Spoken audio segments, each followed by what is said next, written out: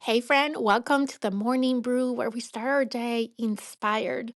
Today, I want to talk about a quiet force that either is holding you back or is unlocking everything for you.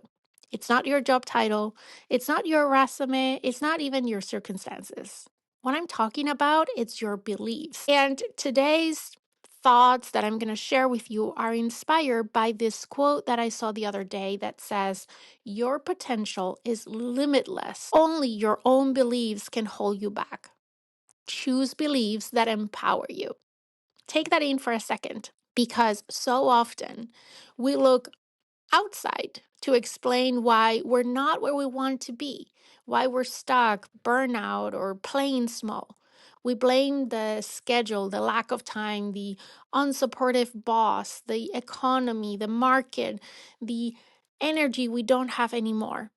But what if the biggest thing standing between you and your next level is what you believe is possible of you? Let's talk about that. Here's something that I've seen over and over again in myself, in friends, in people that I mentor, that I coach, and that is that the difference between people who drive and people who stay stuck, it's not their potential, it's their belief. Your mindset becomes your ceiling, and you will subconsciously build a life that matches what you believe that you deserve. Let me say that again. You will build a life that matches what you believe you deserve. Let's name a few common limiting beliefs that might be running under the surface. For example, I'm too old to start something new, or I don't have what it takes to lead, or I'm not creative, or I'm not the type of person who speaks up, or if I slow down, I'll fall behind. Sounds familiar? These beliefs often start as protective thoughts, right? They're tiny stories we told ourselves to stay safe, to blend in, to avoid disappointment. But here's the problem: they stop being protective and they start being restrictive. They box us in, they keep us from taking the leap, from raising our hands, from pivoting our careers, from showing up fully. Let me tell you that I've experienced this myself many times in my career. And I would say maybe even more recently because I've been in this space thinking about how I have redefined my definition of success. And it had felt really good to do that. I've been sharing my journey with you on the main podcast, on the Leading Yourself episodes. And it felt really good that for once I was really doing and pursuing my own definition of success and not a definition of success that I had built because of what others expected of me, what society expects of all of us from all of these things. But recently, I've been really thinking and journaling about this new definition of success on have this now become an excuse to be complacent? Has this become a ceiling that I'm putting on myself? And maybe my definition of success is somewhere in between the current one and the one I had before. Here's a little neuroscience for you.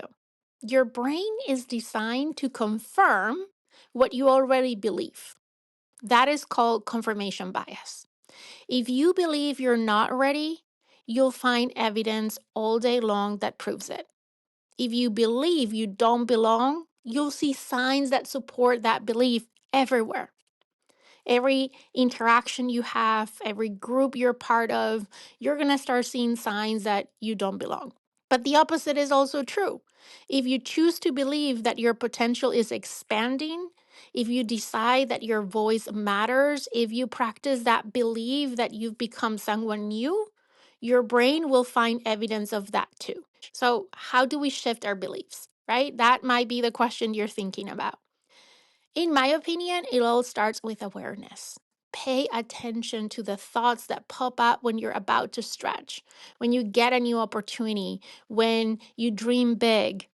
That's the story that tries to stop you.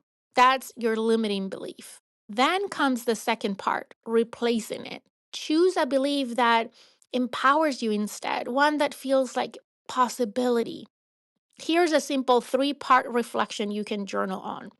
Part one is, what's one thing I deeply want but haven't pursued yet?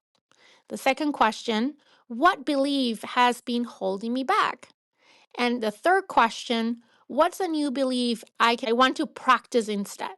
Don't wait to believe it fully before you act. Practice the belief as if it were true. That's how it becomes true. Some final thoughts for you. Your potential, it's not gone. It's not broken. It's waiting for you to believe again. You are not behind. You are not stuck. You are not too late. You are one empowering belief away from moving forward. And friend, you deserve a life that reflects the truth about you, not the fears that you've outgrown. So this week, try this. Catch one limiting belief, write it down, replace it with a new one, and take one action that matches that new belief.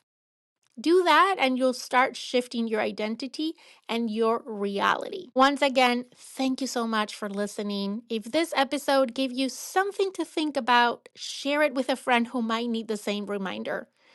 And hey, if you haven't already, make sure that you follow the show so you don't miss what's coming next. Until then, keep leading yourself and keep believing in your next level.